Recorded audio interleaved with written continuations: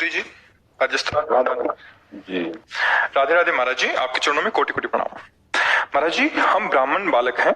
हम पूजा अनुष्ठान इत्यादि कार्य विधि पूर्वक संपन्न करवाते हैं, लेकिन विवाह आदि महत्वपूर्ण कार्यों में जहाँ वेद मंत्रों का हवन पूजन होता है, वहाँ लोग शराब पीकर बैठ जाते हैं। हद तो तब हो जाती है जब दूल्हा भी शराब पीकर बैठता है, समझाने पर भी नहीं मानता। फिर हमें बहुत ग्लानि होती है, क्रोध आता है, श्रद्धा होने लगती है। हम सभी ब्राह्मणों का समाधान कीजिए महाराज। हाँ, बहुत उत्तम प्रश्न है आपका समाज के मंगल के लिए, क्योंकि वैदिक मंत्रों के उच्चारण की एक मर्यादा है।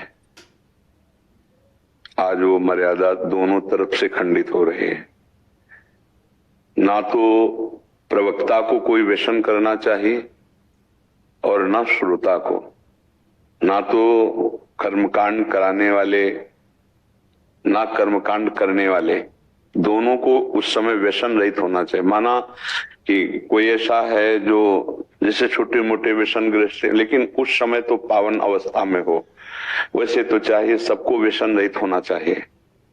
मानव जीवन व्यसन की अधीनता के लिए नहीं मिला है, पर जब दैत्य लोग भी अनुष्ठान करते थे तो व्यसन रहित होकर ही करते थे। फिर यहाँ तो मानव जीवन है, तो क्या हो गया कि अर्थ की प्रधानता से हम वैदिक महिमा को भूलते चले जा रहे हैं। प्रधानता अर्थ की हो गई है कि वो आपको 51,000 रुपया देगा, जहां चाहे बुला सकता है, जहां चाहे वो करवा सकता है। इससे हमारे वैदिक गरिमा क्षीण होती है और वो प्रायः हो रही है। आप अपने ब्राह्मणत्व और वैदिक सिद्धांत की रक्षा के लिए जब प्रश्न किए हैं, तो ऐसी जगह से अपनी पोथी उठाए और चल देना चाहिए। हम पैसे में बिकने वाले नहीं, हम वेदों को बेचने वाले नहीं हैं। हाँ, हम वैदिक अनुष्ठान कराते हैं, इसके बाद आप कुछ भेंट रख देते हैं, उससे परिवार का पोषण होता है, वो ठीक है। अगर ये पवित्रता नहीं है तो हम वैदिक मंत्रों का उच्चारण नहीं करेंगे। पर ऐसा यदि आप करने लगे तो आपकी पांडित्य जो पंडिताई है वो बहुत ही कमजोर हो गई। ऐसा पर अर्थ का प्रवाह जो अंदर हमारे बैठा हुआ है, वही आज हम आपको, आप समाज को तो देख ही रहे हैं। अर्थ पे बिकना ये वैदिक सिद्धांत नहीं है। आप देख लीजिए, क्या ऐसा नहीं सामाजिक कारण होता है, पड़ोस का कारण होता है। नहीं, आर्थिक, हमें एक बात इसमें पहले हम आपको शुद्ध करने की बात कह रहे हैं कि हमारे जितने वैदिक सिद्धांत के ब्राह्मणत्व को धारण करके अनुष्ठान कराने वाले हैं, अर्थ की प्रधानता को पहले छोड़े तो सामने वाले जजमान को सुधरना होगा। इसलिए सुधरना होगा कि अगर आपको उन पंडित जी को बुलाना है तो नशा नहीं करना है। आप ऐसे व्यसन से युक्त हो गए, वो नहीं आएंगे। जो शुद्ध मंत्रों के ज्ञाता है वो उपस्थित होकर के मंत्रानुष्ठान ऐसी जगह नहीं कर सकते कि सामने वाला शराब पिए बैठा है या उस एरिया में कोई मदिरा पान किए हुए बैठा है और हम वहां वैदिक मंत्रों का उच्चारण कर रहे हैं। जो बिल्कुल अनाधिकारी सामने बैठा हुआ है, वो होम क्या आचमन करने योग्य नहीं, जो मदिरा पी करके सामने बैठा हुआ है। अब उसे हम कैसे करवाएं?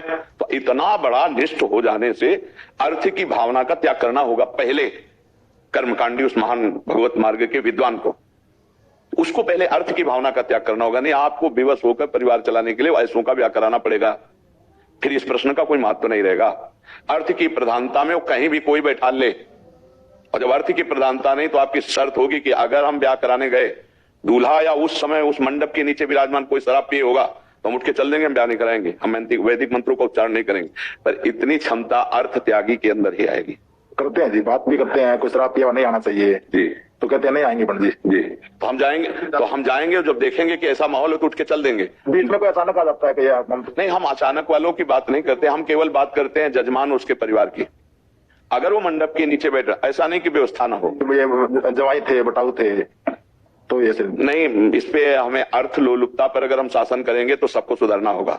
आज देखो कितना दयनीय प्रश्न है कि ब्याह जैसे पाणी ग्रहण संस्कार जैसे पवित्र स्थल पर मदिरा पान किए यदि दूल्हा ही बैठा है तो वो आचार्य कैसे उसका संकल्प करवाए, कैसे? और अगर वो ऐसा है कि हमारा वैदिक मंत्र पवित्र जगह में उच्चारण नहीं होगा और उठा और चल दिया, तो ऐसों को बहुत कम पूछे जाएंगे। ये कलयुग है, ऐसे की बहुत कम पूछ। धर्म से आप चलोगे ना, 10 मिनट में निपटाओ, यही होता है ना।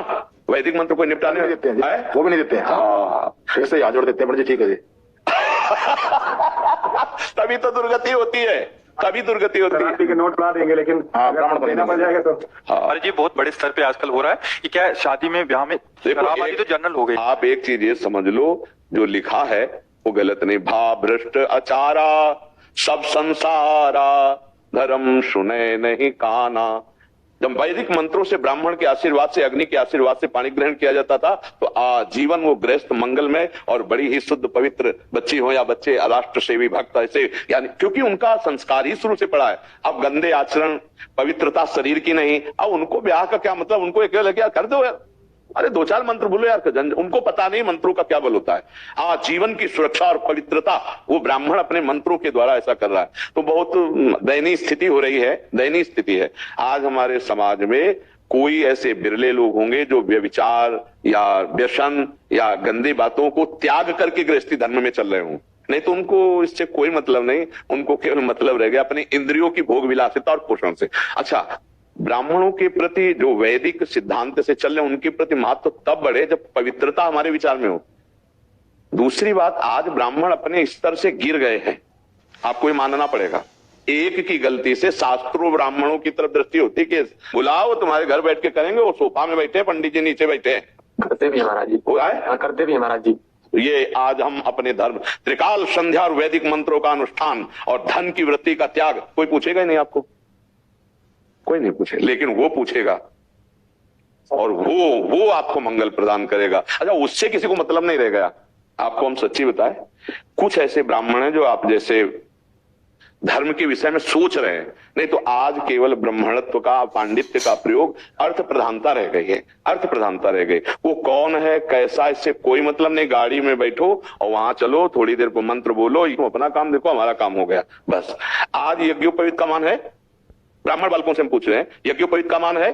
कई वर्ष में यज्ञोपवीत होता है? केवल ब्याह के समय संस्कार मात्र हो जाता है, उतार के खूंटी में टांग दिए, क्या ब्राह्मणत्व रह गया? अगर त्रिकाल संध्या करने वाला और ठीक समय पर यज्ञोपवीत हुआ है और आज भी ऐसे यज्ञोपवीत लेकर साथ दे दे तुरंत लागू ना हो जाए तो हमें बताओ, लेकिन है कहां?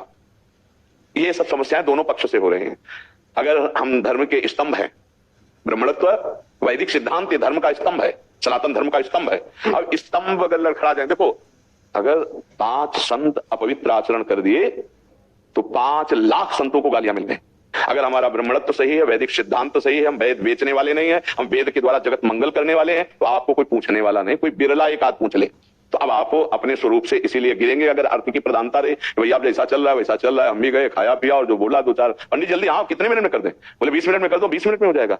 अब आपने तो भेंट ले ली और कर्मकांड पूरा नहीं किया तो वो भेंट आपको भी नुकसान करेगी, और उसने कर्मकांड कराया नहीं तो उसका कोई लाभ मिला नहीं उसको, तो दोनों तरफ से हानि हो रही है। इसको संभालने के लिए बहुत कठिनता हो गई। जी बीच में बोलने की माफी चाहते हैं, ऐसे एक विषय पर अगर और प्रकाश डालेंगे आप, जैसे कि किसी की डेथ हो जाती है, मृत्यु हो जाती है, तो जब हमने अपने यशोधनगर में क्रियाकर्म बनवाया, अब वहाँ पे जो महापात्र होता है उसको देने तक में इसमें भैया अरे इसकी क्या जरूरत है, 9 दिन में निपटा दो, 3 दिन में निपटा दो, तो ये सब, ये क्या है कि मतलब उन लोगों को अरे जिंदा तो रोटी नहीं देते, मरने के बाद पिंडदान या उनके लिए कौन दान करेगा? आज के समाज का स्वरूप आप देख रहे हैं, बूढ़े माता पिता को जवान बेटा संपत्ति पैर छू के लिखवा के घर के बाहर कर दिया। आपकी बात मानते हैं, आप थोड़ा सा प्रकाश डालने की जरूरत नहीं, हमको प्रकाश डालने के लिए क्या हम कह सकते हैं, हम तो सबसे पहले से सबसे प्रार्थना करते हैं कि व्यसन छोड़ो, व्यभिचार छोड़ो, मांस खाना छोड़ो, तो आपकी बुद्धि शुद्ध होगी, तो आप अपने कर्तव्य का पालन कर पाएंगे। आज कर्तव्य के से विहीन प्रायः लोग हो रहे हैं ना, ये तो बहुत बड़ी पारलौकिक उन्नति के लिए होता है। जैसे आदमी पधारा ना तो 10 दिन जो नियम लिए जाते हैं उसमें जो ब्राह्मण आदि की पूजा करके उनको दान दक्षिणा, उससे उस जीव की उन्नति होती है। लेकिन देह में रहते हुए उससे प्यार नहीं किया तो मरने के बाद कौन प्यार? आप ऐसी घटनाएं देखिए कि पिता का शरीर या माता का शरीर मरा पड़ा है और बच्चे आपस में युद्ध कर रहे हैं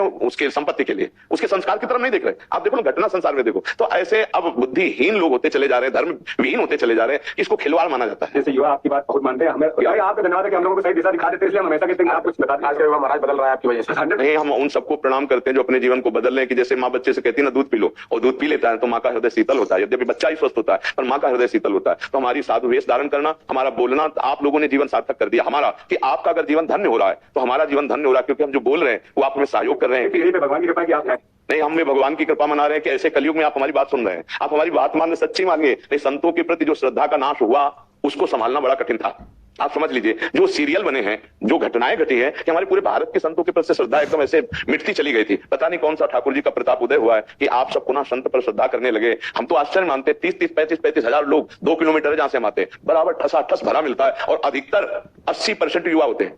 मैं 22 बार अभी तक आया हूँ 3 साल में, और आपकी नजर उस पर पड़ती है। हम आज अपने मित्र से यही कह रहे थे कि महाराज जी की ये है कि अगर किसी कोई भी नमस्ते कर रहा है उनकी नजर है तो तुरंत उसको अभिवादन स्वीकार करते हैं। अब लगाते हमें लगता है कि सब लोग खड़े हैं, एक बार दर्शन तो ऐसा लगता है हम सबकी तरफ देख रहे हैं। हम कोशिश भी यही करते हैं कि सब हमारी आत्मा है, एक बार तो हम देख लें जिससे सबका खड़ा होना सार्थक हो जाए। वो आंसू आ जाते हैं कि आप बस खूब मंगल में भगवान का नाम ले। और पर हम ये कह रहे हैं ना कि वैदिक सिद्धांतों को धीरे धीरे नहीं माना जाएगा। महाराज जी इसमें हमारा एक वो है महाराज जी, जैसे एक पक्ष तो आपने, क्योंकि ये ब्राह्मणों की तरफ से हो गया महाराज जी, जैसे जो संसार में भूले भटके हैं जिनको वैदिक मंत्रों और विवाह संबंधन जो इतना पवित्र है उसका एक पता नहीं। देखो भाई, हमारी छोटी सी बात समझो, पता की बात नहीं है, आदर नहीं होगा। क्यों?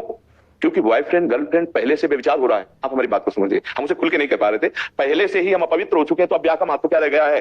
ब्याह का महत्व तो तब होता है जब कन्या पवित्र और वर पवित्र और मंत्रों के द्वारा, तो उसको ब्याह की उमंग होती है। पहले ही वो तो भोग चुका है, वो तो पहले ही उनको ब्याह को कोई उमंग है। ब्याह की उमंग और तरंग और पवित्रता और कल्याण की आजीवन हम दोनों एक बंधन में बनकर, प्रेम बंधन में बनकर गृहस्थी चलाएं, ये उनके लिए जो पवित्र है। व्यभिचारी कहीं ऐसा सोचता है क्या? तो आज व्यभिचार खुला हो रहा है, आपको समझ में नहीं आ रहा कि एक महीने बॉयफ्रेंड ये ब्रेकअप, दूसरे महीने गर्लफ्रेंड वो ब्रेकअप, ये क्या है? इसको हम क्या कहेंगे?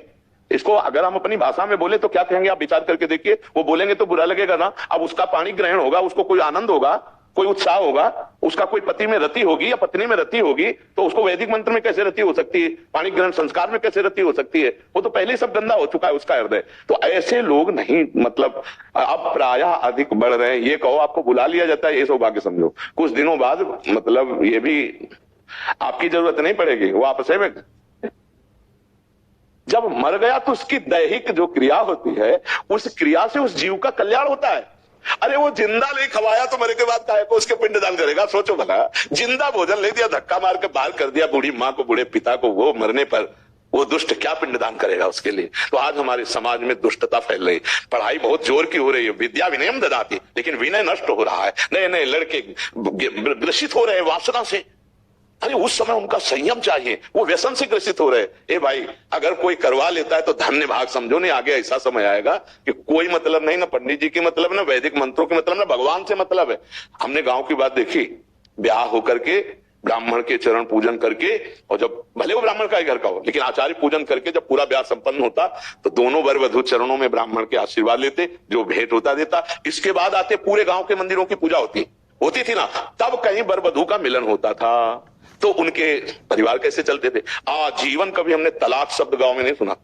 और यहाँ क्यों? क्योंकि उनको पाणी ग्रहण से मतलब ही नहीं, उनका महत्व ही नहीं है। घर घर क्लेश हो रहा है, घर घर। इसका कारण यही है भैया, ये वैदिक मंत्र ऐसे नहीं है, ये मंगल करने वाले हैं। जब ब्याह में पाणी ग्रहण में वैदिक मंत्रों का उच्चारण होता है तो आजीवन सुख के लिए वो विधान होता है। महाराज जी एक हमारे पास आए महाराज जी, वो कह रहे हैं कि वर पक्ष वाले कह रहे हैं कि अगर मीट और अगर बकरा आदि का ऐसा मांस और दारू नहीं होगी तो फिर हम शादी में क्या मतलब, ये हमारे स्टैंडर्ड के लोग आ रहे हैं हमारे, तो हम क्या करें? हम इतना धर्म संकट में फंस गए हैं। कह रहे हैं अगर तुम जो मर्जी करो। ये बहुत बड़ा एक हो गया महाराज जी, इतना शुभ कार्य हो रहा है, उसमें इतने सारे जीव हत्या, दारू और ये सब नहीं, ये कलिकाल का प्रभाव बढ़ता ही जाएगा। और उससे देखो क्या होता है, ये इसलिए आप धर्माचरण का त्याग कर दिए हैं तो देखो पाणी ग्रहण का मतलब क्या रह गया है? क्या पाणी ग्रहण का? कौन एक चला लिव इन रिलेशन, पंडित की जरूरत है? आप बताओ, आप हमें बताओ, उनको पंडित की जरूरत है? उनको बकवास लगेगा नहीं सब, क्योंकि पहले सब लीलाएं, उन लोगों को माता पिता की जरूरत नहीं पड़ती। तो भैया मतलब बहुत संभल के किसी तरह जी लो और धर्म से चल लो तो तुम्हारा धन्यवाद, नहीं तो आपको भी गिराएगा समाज। पर कोई सत्य मार्ग में चलने वाला ऐसा नहीं कर सकता, वो अपने धर्म से चलेगा, भले नमक रोटी खाए। तो आप जैसे धर्म में चलने वाले, ब्राह्मणत्व और वेदा अध्ययन करके वैदिक परिपाटी का निर्वाह करने वाले धन की परवाह नहीं करते। अगर आप ऐसा चल पाए तो भगवान की बड़ी विशेष कृपा होगी। पर कलिकाल है बड़ा कठिन। ऐसे बहुत से ब्राह्मण मिले जो वैदिक सिद्धांत से ही चल रहे हैं, पर हम आपको बताएं वो कार से नहीं चल पाएंगे। वो साइकिल ऐसे हम देख ही बात कह रहे हैं,